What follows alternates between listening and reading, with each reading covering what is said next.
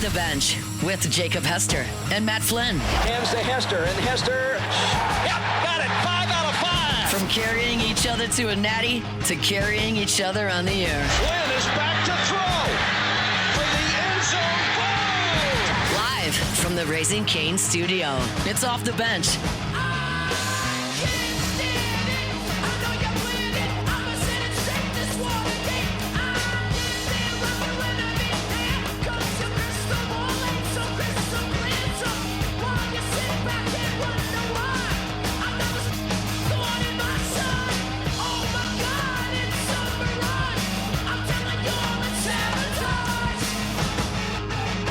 Welcome in.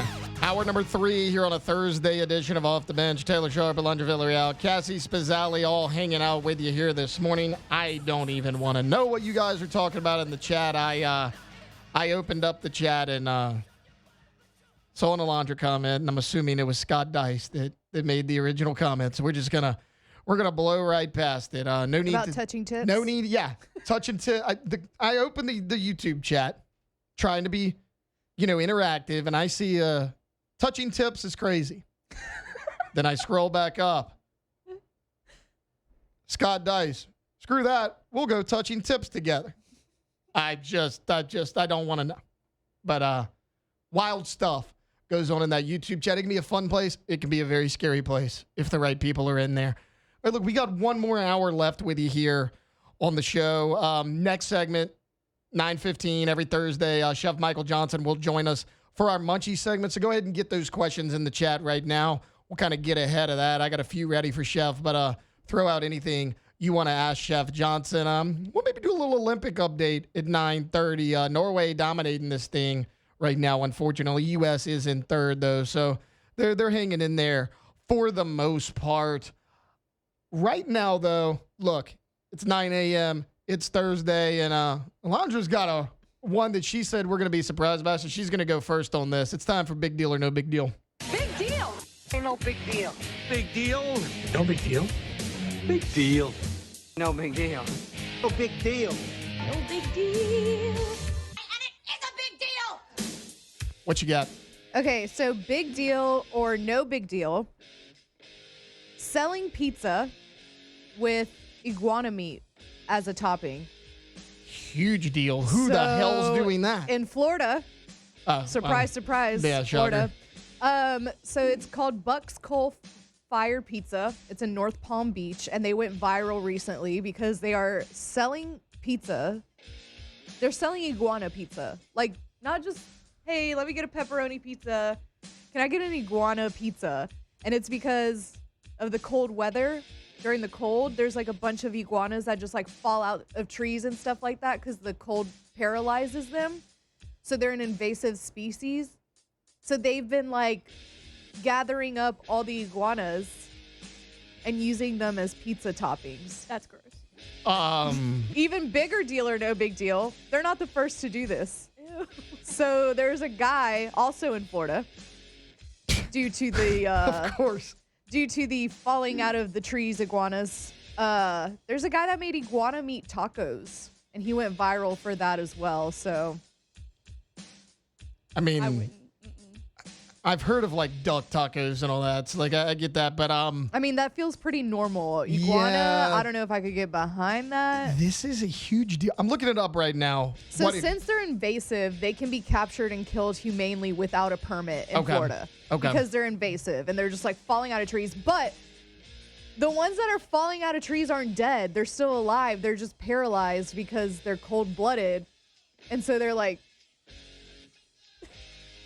So... Also, apparently, according to this guy... They do have the nickname Chicken of the Trees because they're delicious. So rather than let them go to waste, they're going to make them into tacos. I'm assuming these have to be big iguanas, right? Like actual real iguanas. Right, because like I mean, you got the little small ones, but it would take like so many to get any meat out of that. I'm assuming these are the big iguanas. Okay, let me put this in the doc so Cassie can pull it up. There is a picture of the man outside of the pizza shop. And he's holding a bunch of iguanas. So if you look in the article, you'll find it. So it says here, many who have tried iguana meat say it's a mixture of chicken and fish. That doesn't sound bad flavor-wise. However, think about that texture for a second. Fish is a heck of a lot softer than chicken. This just seems like it would be like pasty chicken. I don't know if I could deal with that texture. I mean, it does say it's a pretty mild flavor. Look at this picture. Look at this. That's so He's That is- literally holding them outside of the pizza shop. That's a 25-pound iguana.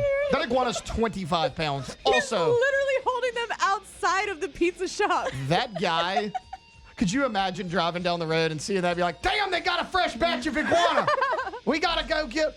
That guy looks like the type that would chop up an iguana and serve them on pizza. I mean, that guy seems like the type to do that. And the fact that they're not the first ones to do it, and it was so popular originally that they followed this trend, that's awful. So he says, my buddy hit me up and was like, just imagine this guy. My buddy hit me up and was like, how do you feel about me bringing in some iguana meat and making iguana pizza? I said, absolutely. I mean, obviously, right? Like, What a genius duh. idea.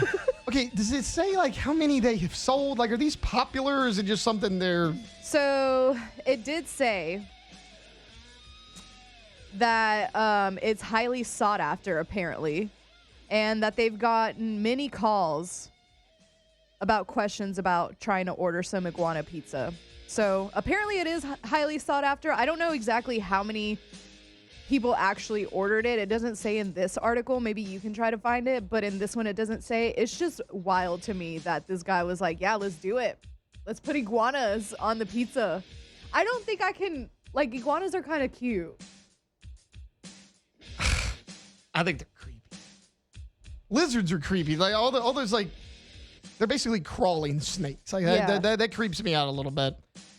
Okay, well, look, I found a different one. There's a snake outside my house this morning. Did you stomp it into the ground? No, I kind of wanted to pick it up because it was little. And Rob, you know Rob, the one that I'm like obsessed with right now from the Traders. Oh, yeah, He's yeah. a snake catcher. So Oh, if I perfect. maybe if I would have caught it and sent him a picture, he would have been like, "Oh, I'm with you. I like that. I was going to have this boring, generic Chiefs cleared up $43 million of cap space. No, screw that. Alondra has inspired me. Hawaii residents have been so sick of early crowing that they could actually be allowed to kill wild chickens in their area. So apparently this has been an issue for years in Hawaii. Okay. They spent millions of dollars, like the government has spent millions of dollars capturing wild chickens who have been accused of aggressive pecking. And they crow really loud and apparently as early as 3 a.m. So Hawaii residents may actually be allowed, again, like no permits or whatever, but you could shoot away these wild chickens in the middle of his day and it would not be illegal. So big deal or no big deal, killing chickens because they crow too early. if you're gonna eat them, I don't think it's that big of a deal." Yeah, I mean, look. And if also, you- like, yeah, if you're gonna eat them, I don't think it's that big of a deal. Also, I don't like to be woken up before I'm supposed to wake Right. up. Yeah. It's apparently so they're invasive, a lot like the iguanas. It says it's a big deal. They're multiplying rapidly, and it's killing some like chickens that they're owned because these are feral chickens. So yeah, not a big deal because I'm good with it, but also like, why do we have so many invasive creatures right now? Yeah, like nutria, aren't they invasive? So nutria in New Orleans Yeah. actually has a big problem. Yeah, I mean, I remember I was watching a cop show in New Orleans. I don't remember which one it was. It was just that particular episode was in New Orleans. And they actually sent like Shocker. one of the sheriff's departments out there to like shoot some nutria near one of the levees because they're so invasive. And like that's a thing that the police department had to go do at one time. Yeah. Okay, real quick, I'm sorry. I need to go back to this guy that made the iguana tacos Okay. because I'm reading a little bit more about it, and I'm watching kind of the video that he made about the iguana tacos, and this guy might be a bigger deal than the pizza thing because I feel like he grabbed this iguana out of the tree. So this one was not falling out of. He's just capturing live I iguanas feel and like he killing them. found this iguana, Okay. and then he put like a bunch of iguana eggs in the meal with the iguana. That seems like it would That's be. like unorthodox. That seems like it'd be questionable. or like non-kosher. Yeah, I mean that doesn't seem like it's as Was it's as it the wholesome comment- as. The comments were like, sorry, you lost me at blending 20 iguana eggs in a blender to dip their mother's body into. Oh. And then they said 21 souls in one meal is crazy. Jesus. Yeah, that's a little bit I can't different get than the behind the iguana tacos. pizza. I can't do it. I have to look up a pic of this iguana pizza. I got to tell you, the more I think about it, the more I'm kind of into it. No. I mean, I don't want to try it, but I'm also an overly curious person. Is this it? Oh, is this it? Yeah, I'm eating this. I'm eating this. No. It looks like a sausage pizza. Like, we're eating this. No question. Like, I'll at least, do you sell it by the slice? I'm getting a slice. No. I mean, how much could the iguana pizza be? Now, if they're charging a premium because it's wild game, then I'm out. I'm not paying premium for an iguana pizza, but I mean, like, if it's $3 or $4 a slice, I'll go in there. I'll try a slice. No big deal. We'll try some iguana. Cassie, good luck following those, but I don't have anything to follow that. okay, well, That's Wow, Cassie. I'm sorry. That's very disappointing. I know. I'm sorry. I'll throw out one more. A lot tamer than the iguana pizzas and the killing of wild chickens. The Kansas City Chiefs have restructured Patrick Mahomes' deal for the No big third deal. time. Well, for the third time in 3 seasons, they have cleared up $44 million in cap space.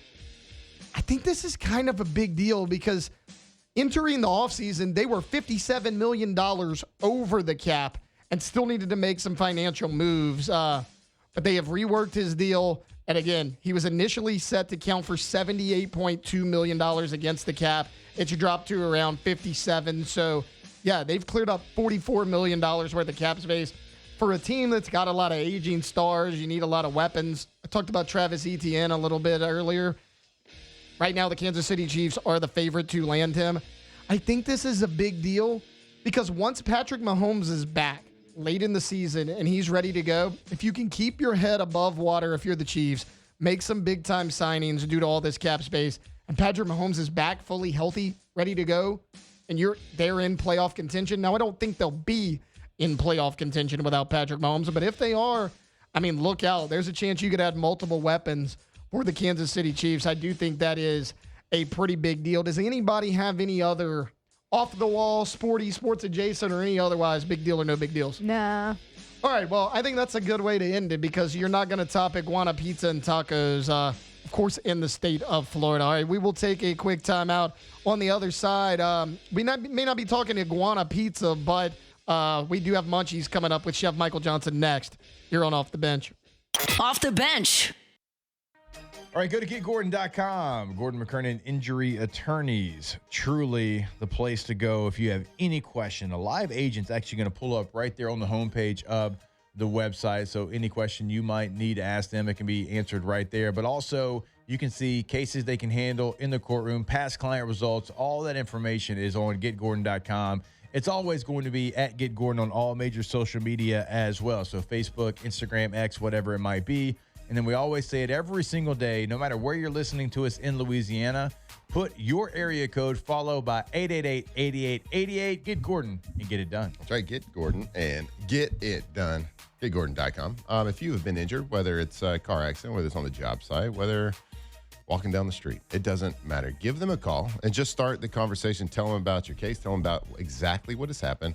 And then they go out and they fight for you. They've been doing it a long time because that is what they do. They get people in Louisiana exactly what they deserve. GetGordon.com.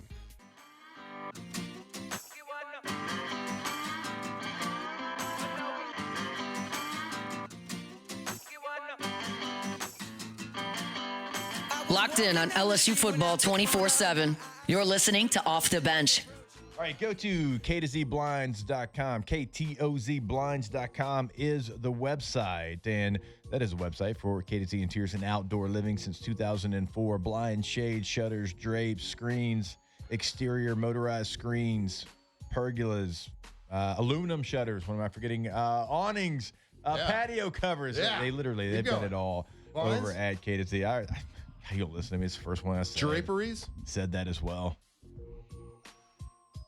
Baton Rouge, Lafayette, on the North Shore. They have got you covered. Check out their service area on their website. If you're listening to us in Alexandria, chances are they're going to be able to help you out up there as well. Go to the website, ktozblinds.com. K to Z Interiors and Outdoor Living. If you're looking for, some tailored window treatment, they got a solution for every single room, every single style you can imagine. They got a trusted local team with 25 plus years of experience. They got complimentary installation and award-winning craftsmanship. Go check them out, ktozblinds.com. All right, welcome back in. Thursday edition of OTB. We got a few segments left. We do it every Thursday around this time. It's time for our Munchies segment with LSU Executive Chef Michael Johnson. Get ready to tantalize your taste buds and leave this segment hungry. This is Munchies with Executive Chef Michael Johnson. Let's eat. Chef Johnson, how you doing this morning? I'm really well. How are you? Doing well. Okay. Look, Mardi Gras just happened. You a big king cake guy? I mean, what's the go-to king cake order? So because for dietary purposes, we buy a lot of sourdough bread, and so this past year we actually bought some sourdough king cake from a place here in Baton Rouge, St. Bruno Breads, and I'm a big fan of it. It's something new and interesting, and I have developed a love and a passion for sourdough bread. It's easier digestible, and like people who, even some celiac people who have minor celiacs, are able to eat sourdough because the way the bread is fermented, or the way that it's risen, because it's not done in the same practices as quick rising yeast. I don't know. I love sourdough bread, and sourdough king cake is not going to be the exception to that rule. So, Chef, last segment, we were talking about a pizza place in Florida that, due to iguanas being like super invasive in the state of Florida, they were actually capturing them and using iguana pizza. Have you ever eaten iguana? I've not. I know a couple of people that hunt iguanas there, and I'm going to tell you right now, like, you put me in front of an iguana, like, I'm down to go and I'm down to eat. Like, I'll put it on a pizza, I'll put it on, I think, deep fried iguana po' boy sounds good. To me, it kind of, in my mind, it's like alligator or chicken, something somewhere in the between there. And I would be deeply surprised if it was, different than that. But I'm down to try it. So you're right on. I Googled, like, what is the consistency? Like, what does it taste like? And most people say a mixture of chicken and fish. I mean, gator, you're right there with it. Okay, that kind of leads to the next one. What is the most exotic animal you've ever eaten? Gosh, that's weird. I don't know, man. I've eaten some weird stuff, man. I've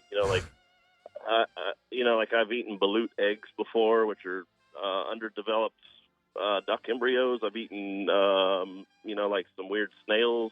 I've eaten python before. It was baked python and rattlesnake I've eaten before. I mean, to be honest with you, I had a neighbor that killed a snake in his garden, and he cooked it up, and we tried eating it together. And I don't know what that was, to be honest. So I don't know if that's exotic or just weird, but yeah, I'm a pretty open-minded person when it comes to trying food, and it'd be hard pressed for me not to try. Like, I love ethnic foods and going into street market stuff and trying new things. So we I live out in Walker, Chef, and out in Denham a few years back, they had a exotic game cook-off, and you can get tickets for it. And I don't remember how, one way or the other, I got a ticket to it. Me and my dad went, and I had a black bear chili. That stood out to me because it was phenomenal. It was one of the best things I had actually ever had. That was probably the most exotic I had. I mean, everything else was, elk, all that. I mean, it wasn't super exotic, but the black bear chili was actually really, really good. Chef, this one right here, #Munchies. Best bread to use when making a French toast?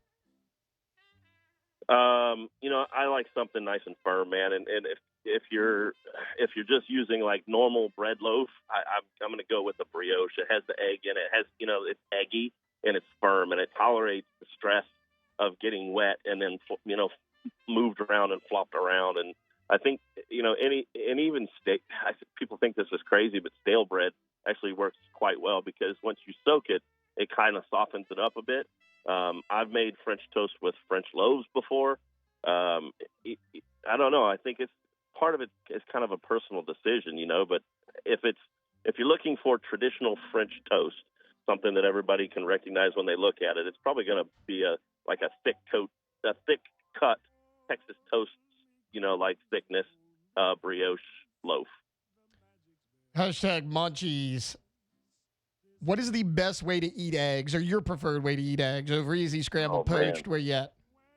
God, I mean, there's a million ways to eat eggs. If you ask me, like one of my favorite egg things that's edible is hollandaise sauce, and it's so unhealthy for you. Right. But I don't know.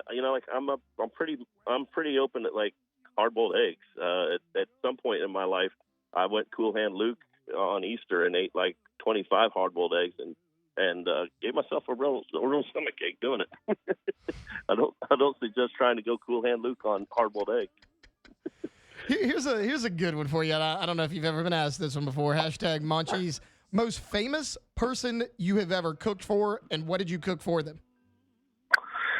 Quite a few, man. Like I cooked for Paul Allen. I've cooked for the Bushes. Both presidents. I cooked for a prince of Saudi Arabia during the Olympics. I think at the Olympics was, we had dignitaries from all over the world there. We had a suite at that building that we were cooking in, BC Place, and like 4,000 dignitaries from all over the world. And we did like pickled pork belly and compressed melon. So you take watermelon and we put mirin in the bag and then vacuum sealed it, and it compressed the mirin into the watermelon, and it turned kind of translucent, and it was just beautiful. And the pickled pork belly was incredible. We did. I remember during opening ceremonies, we had an athlete's family came in late, and they had a couple of young kids with them, and I did this braised pork dish with greens, and we were in Vancouver, right? And this is in 2010, and the father, we had actually closed the kitchen, and they were telling him, no, the food's done, because, we were feeding thousands and thousands of people, and they were asking for special circumstances, and they came back, and I was like, yeah, I'll do it.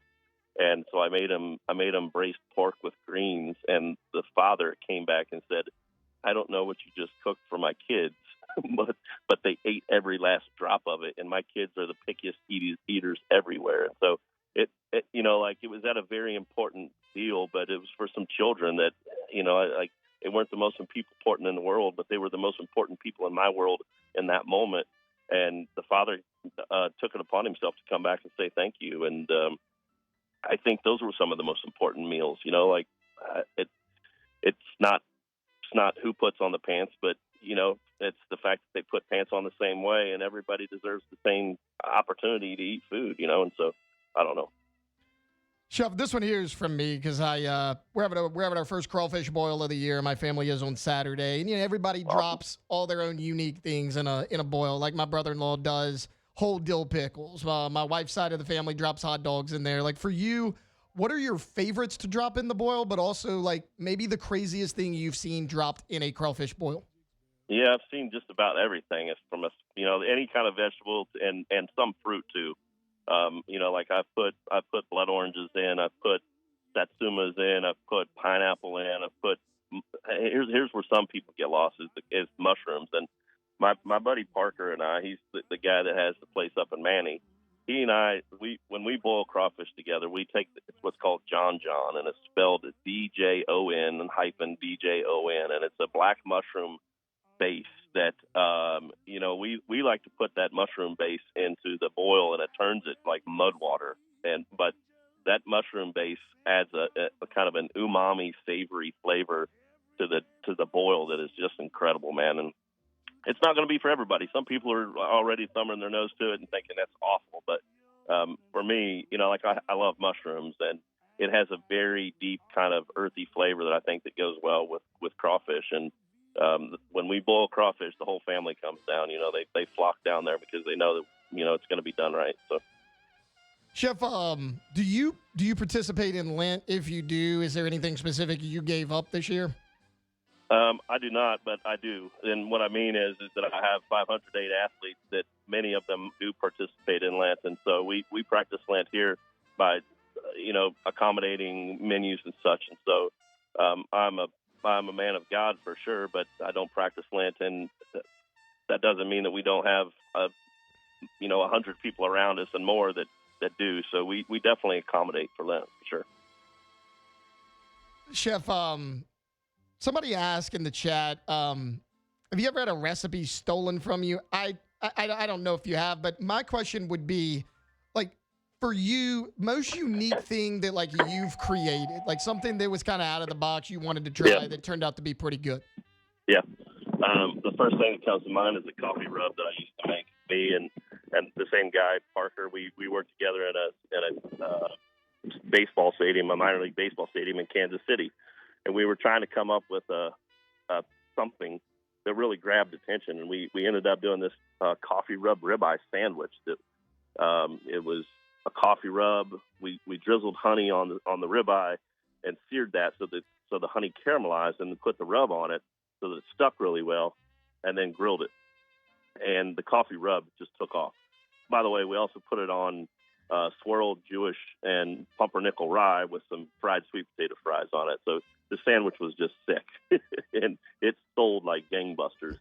And so we've taken that to a couple of different places that we worked. And yes, I have had people steal my recipes. And here's the thing is that I'll share the recipe if you ask. Right. But if you take it without asking, you're not going to get the right recipe, because Parker and I purposely have adjusted things in the recipe that are wrong, that we know are wrong, so that if you take the recipe and steal it, it's not going to taste right. So, if you ask me about it, I'll give you the right recipe. But if you're going to take without asking, you're going to get a foul taste.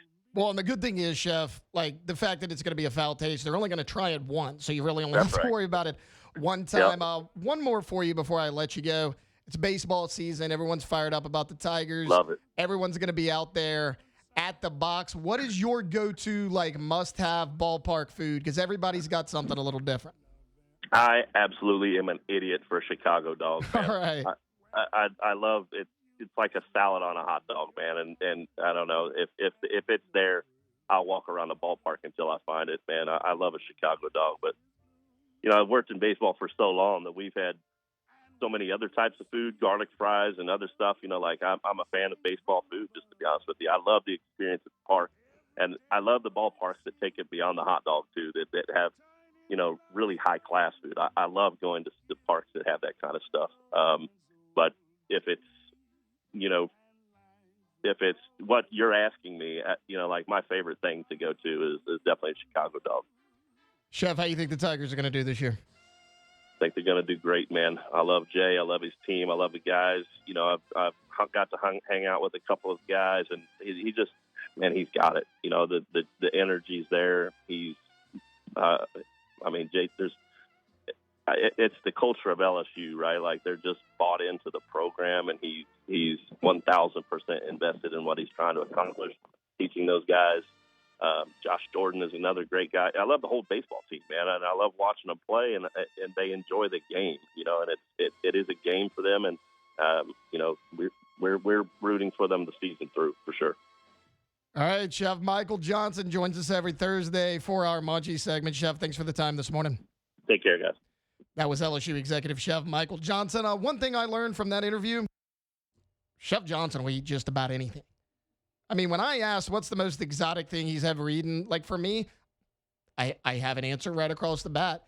That was the toughest question Chef was asked. He had to think about it. He's like, I've eaten so many things. I've eaten more exotic things than not. That was wild. That was an incredible answer. Like, of course, Chef Johnson had some elaborate answer on one of the most exotic things he ever ate was. All right, just 2 more segments to go here on a Thursday edition of OTB. We'll step away. We got more coming up next. You're on Off the Bench. Off the Bench. All right, go to trashrangers.com. When you go to the website, they're going to have the schedule. So if you are typically a Thursday pickup, obviously with it being a holiday, you're going to get picked up on Friday. If you're a Friday pickup, that moves to Saturday. The cool part is they're not just going to skip over you this week and you have all that trash pile up. They just move it back a day. Yes, they work on Saturdays. over at Trash Rangers when it is a holiday schedule. So go to the website today, sign up for residential commercial service, roll-off dumpsters, 3 different sizes to choose from. Go to trashrangers.com. Right, Trash Rangers, the most reliable trash removal service in all of Louisiana. But let me tell you about their Trash Rangers sanitation department. We're talking about portable toilets. I'm sorry. Don't look at me like that. We're talking about portable toilets. So if you got like a festival, if you got a construction site, whatever it is, make sure you give them a call for that portable toilet. They are number 1 at picking up number 2, trashrangers.com.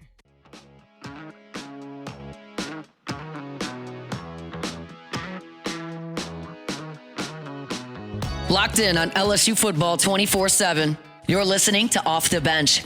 All right, go to gcopnet.com.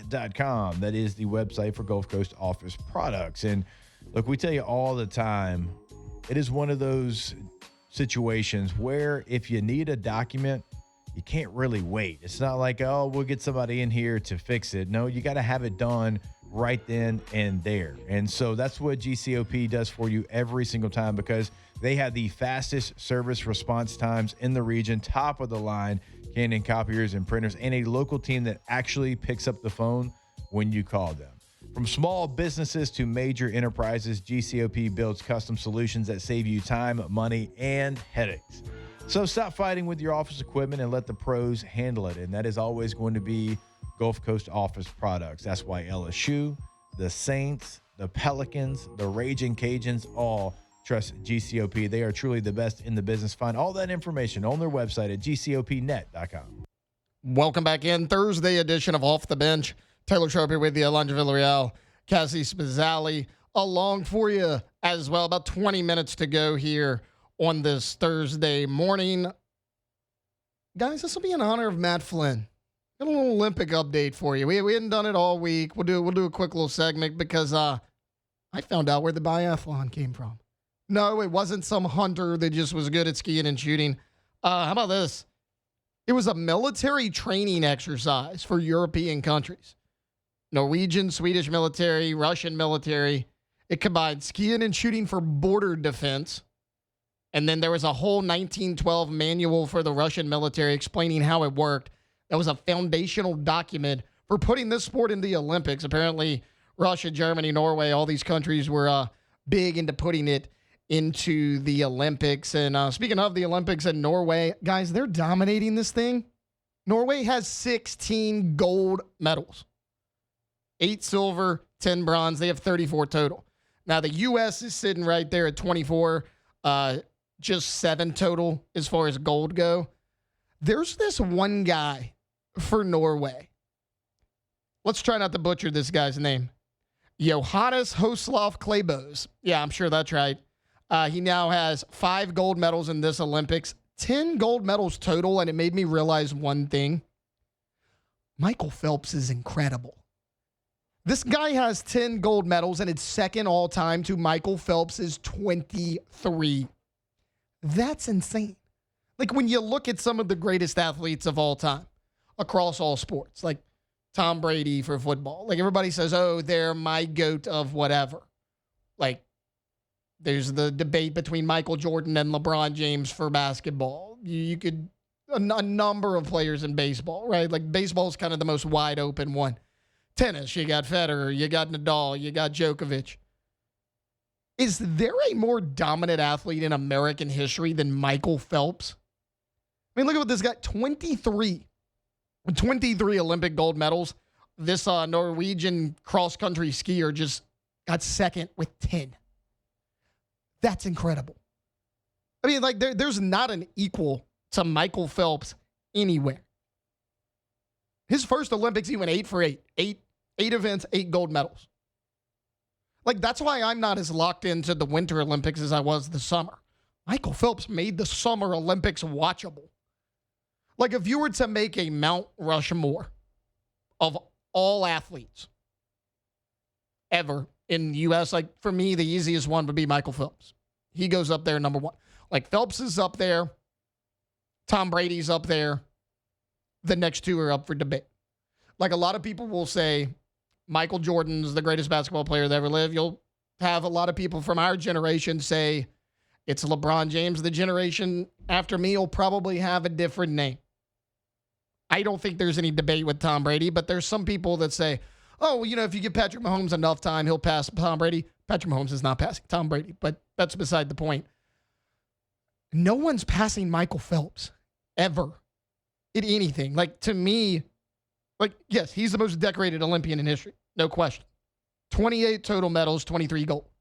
You see the picture right there on the back screen. Like, how much weight is that? Look at all those medals. Like, that's incredible. Like, that is, in my opinion, the most dominant athlete maybe ever. Like, I was looking at these Olympics, and they were comparing. They were like, oh, yeah, for the Winter Olympics, they're like, this guy's second all time behind only Michael Phelps. I'm like, Michael Phelps has 13 more than this guy who's second all time in gold medals. Like, a lot of people talk about Mark Spitz. He won 9 Olympic gold medals. Sure, but he won 7 and 1 back in 1972, and then he won 2 gold medals in the next Olympics. Phelps did it across 3, and he was incredible. I mean, he did it 2004 to 2016, and, like, we're never going to see that. Like, I remember I was a sophomore in college. I guess 2016 would have been his last Olympics, and, like, it was appointment viewing. Like, I don't get locked into the Olympics, and I was like, I got to make sure whatever night of the week, it's there. It's the 200-meter, whatever, Phelps is in it. I got to go watch it because you just knew history was going to be made. Like, we need an athlete like that in the Olympics. You haven't seen one since then. Like, Usain Bolt was kind of that guy, but, I mean, it's not the same as a Michael Phelps. Look, as far as the Olympics go, this Olympics, like I mentioned, U.S. in third right now, 24 total medals. Norway in first, 34, and Italy 26. The home country always has an advantage. It seems like they don't have to travel or anything. U.S. men's hockey team, they won yesterday against Sweden in the quarterfinal rounds, 2-1 in overtime. That's a really good team. I am ready for the Four Nations face-off. Last year was the first time I had watched it. I was like locked into the TV, and I'm not even a big hockey guy, but wanted to give you a little bit of an Olympic update there. I know, look, there's so much going on in the world of sports. LSU baseball underway. I was like, look, let's give the Olympics a little bit of love here. A lot going on there. So, we'll keep you updated on that. We'll see how the U.S. men's hockey team does as well. All right, we're going to wrap it up when we come back next. I just wanted to get a little short segment there out of the way, but get your questions in the chat. Me, Alondra, Cassie, we're closing it out like we do every day with some Ask the Bench. Off the bench. All right, banking should feel personal because, well, it is. At First American Bank and Trust, you're not just an account number. You are a neighbor with locations across Louisiana. They deliver personal service backed by the strength and technology you expect from a modern bank. So whether you're opening a checking account, growing your business, financing a home, or planning for the future, their team takes the time to understand your goals and build a plan that works for you. It's local decision-making, trusted relationships, real service. That is the difference. You can visit them online at fabt.com today to learn more. First American Bank and Trust, banking built around you. That's right. For more than 100 years, they've helped Louisiana families purchase their first home, build businesses, grow their businesses, plan for the future, and it's all done with local bankers who live and work right here in our community. So know your banker, get straight answers, work with people that actually care about your success. And when you call, no phone trees, no out-of-state decisions being made on a loan, just honest banking that's built on trust. First American Bank and Trust, fabt.com.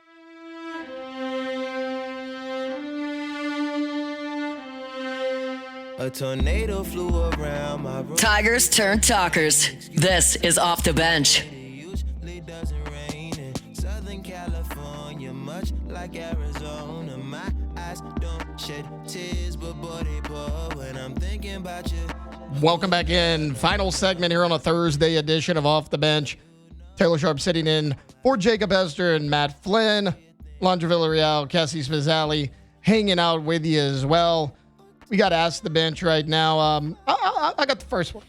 This is for Cassie and Alondra. Ask the Bench, would you rather eat iguana pizza or iguana tacos? Neither. I wouldn't eat iguana, period. Guys, neither are good options. I can't pick one because I wouldn't eat it. No. I'd say pizza. The melted cheese on pizza hides a lot of things. You gotta drench that thing in red sauce, coat it with some melted cheese. I think you'd be fine. Like tacos. The meat, I feel like the meat is a lot more prevalent in tacos than it is on a pizza. I feel like you could hide it better. with the pizza, and then you don't know what you're eating half the time. Just cover it with the cheese on top. I think we'll be fine. All right, ask the bench. Laundry, you can lead this one. Favorite San Antonio Spur of all time? Manu Ginobili. Okay. That was fast. Yeah. I didn't know where you were going to go Tim with that. Duncan. I would have said Obviously Duncan, yeah. But yeah, Manu Ginobili's my fave. Okay. Underappreciated. Yeah, for sure. Because, Yeah. everybody kind of viewed him as the 3 on Yeah. that team behind Duncan and Tony Parker. But, yeah, Ginobili, I mean, super consistent for such a long time. I saw something the other day. It was like athletes you forgot played for a certain team. I completely forgot that Tony Parker ended his career with the Charlotte Hornets. Yeah. Like, they're showing like an athlete. It's like, do you remember this? I'm like, completely forgot. Yeah. Completely forgot that Tony Parker played there. Ask the bench, if you could party with one current or former Olympian, who would it be? Shaun White, probably. That'd be a good one. We were talking about him the other day. Short King. Yeah, Short King. Shaun White. I mean, I don't know how much Phelps partied. He kind of seemed like he was serious all the time. Ryan Lochte. Y'all were talking about him in the breakout. Didn't Ryan Lochte, did he get in trouble for like trashing a gas station bathroom Yeah, and or he was something? like trying to say that it was in Brazil, the Rio de Right. Janeiro Olympics. And I think they were like trashing, like first reports came out that him and someone else, they were robbed at gunpoint by Okay. people that were dressed as police. But they were actual police that were Right. like, hey, stop peeing all over the side of the bathroom Right. and like vandalizing this place. And then I guess they bribed them to like get out of it. And yeah, that's what happened. So he had like a whole scandal. Okay, that's what yeah, that was his last Olympics. I think it was 2016. Yes, 2016. I vaguely remember him having like a reality show or being on one. He was. Okay. He was. I don't thought know what so. it was, but I remember that as well. Yeah. Yes, he definitely had one. I remember the ladies love them some Ryan Lochte. Oh, I loved Ryan Lochte. Well, then remember once his last Olympics, he went like bleach blonde, Yeah. which I mean wasn't a great look. I remember a lot of people were really mad about that. Yeah, he went bleach blonde. He must have been crashing out over something. He must. I mean, that was the same Olympics with the gas station bathroom incident. So went off the deep end there a little bit. Ask the bench. He doesn't look good right now. I mean, I haven't looked seen him up years. and I was like, ooh. I mean, is he just retired now? Like, what does he do? I don't know what he does. Ask the bench. Go to Taco Bell order. This is easy for me. A crunch wrap. I know you're No crunch sour wrap, but also cream. the friggin' guys. I don't know. They don't have them anymore. They're already gone. They're already Yeah, gone. he looks terrible. Sorry, he looks bad. I think Cassie's Ryan about to pull it up. How are Ryan they Lochte already looks gone? Yeah, I tried to order one the other day and I didn't see it on the so menu. That's Ryan That's Ryan Lochte. Lochte. Yeah, that he looks like looks bad. Jason Segel. It does. Like, why? That's not Ryan Lochte. He looks terrible. That looks like Jason Segel in Forgetting Sarah Marshall. I'm changing That's my Jason answer. Segel. I want to party with Ryan Lochte. Obviously, he partied really hard. He did. He aged 50 years, and since we've seen him 8 years ago or whatever it was, That is or the 10 years platinum. ago. But look what he used to look like. Even with platinum blonde hair, Yeah, that's he was yeah, a that's- handsome man. That's not Ryan Lochte. Look at the hair. But that's you a can't handsome tell- man. No, you can't yeah, for tell sure. me Like the that's hair's same terrible, person. but yes, Going like back to the other one, that is not the same person. the eyes don't even look the same. Don't do drugs, kids. We need a wellness check on Ryan Lochte. That's not him. That's somebody pretending to be Ryan Lochte. I texted Alondra a couple weeks ago. I was like, hey, I don't know if I should be mad at you or thank you, because she told me that the quesarito was back at Taco Bell. I went and got 4 within like a 2.5 week period because they're incredible, and apparently they're already gone. I hate the limited items. Like every year they're like, oh, we're gonna bring this back, but we're only gonna have it for like 3 weeks. Just keep it on the damn menu. The quesarito is so good. Why is it not? It used to be a permanent. And it's stuff you already have on the menu. You already have rice. You already have the chicken and the beef. You already have the hot sauce and the cheese. Like, why not just keep it? It's not like you have to keep stuff stocked that you don't already have. So Ryan Lochte's kind of a mess. I just looked him up 4 hours ago. Ryan Lochte's ex slams Olympic swimmer, says she hopes he, quote, becomes the father our kids deserve, unquote. Okay, this dude was going through something. He's a mess. But I got to tell you, maybe the answer of partying it But is he Ryan looks Lochte. really good. Or looked. In the Look, past. yeah. Yeah. Now he just looks like a middle-aged actor. Wow. That's insane. I'm pretty sure that's not Ryan Lochte. Easy in the chat said nobody wants to party with Tanya Harding. I don't know a ton about Tanya. I mean, I know the whole scandal of the, being involved in the breaking of the other figure skater's ankle and all that. I know that scandal. But does she party hard? Obviously, it's a controversial figure, right? That's an awful thing to do. But it's Tanya Harding party hard. I don't know. I know Ryan Lochte does. I watched the feels biopic on her. Yeah. That's I, Tanya or something. Oh yeah, I remember that. With Margot Robbie. Does. Yeah. What was the skater that she? Nancy Kerrigan. Yes. Nancy Kerrigan. That's the one. So wait, real quick. This is just really funny to me. I mean, it's not funny, but okay, he's a mess. Ryan's response to his ex-wife. He told the Daily Mail, quote, "She's the one that wanted this divorce in the first place, and now she's playing this pity part," unquote. Oh. Hell yeah. Hell yeah. Oh. Guys, I'm watching Love is Blind right now. That's straight out of a Love is Blind episode. We'll have an update on that tomorrow. It's incredible. It is getting back to where it was a few years ago when I fell in love with Love is Blind. It's like all the women on there are just unstable. All the guys on there are just full of themselves and they're idiots. So shocker, none of them work out, but just an incredible show. You want to feel better about yourself? Go watch Love is Blind for about a half hour. You'll be like, things aren't so bad. My decision-making is not quite as poor as I thought it was. All right, that's going to do it for a Thursday edition of Off the Bench. Tomorrow, we're talking a lot of LSU baseball. They got a series coming up over the weekend, playing a number of other big-time LSU college baseball programs. We'll talk that. We'll continue to talk LSU. We'll talk some New Orleans Saints. LSU gymnastics coach Jay Clark, joining us tomorrow as well. So stay tuned. Friday edition of Off the Bench. Off the Bench.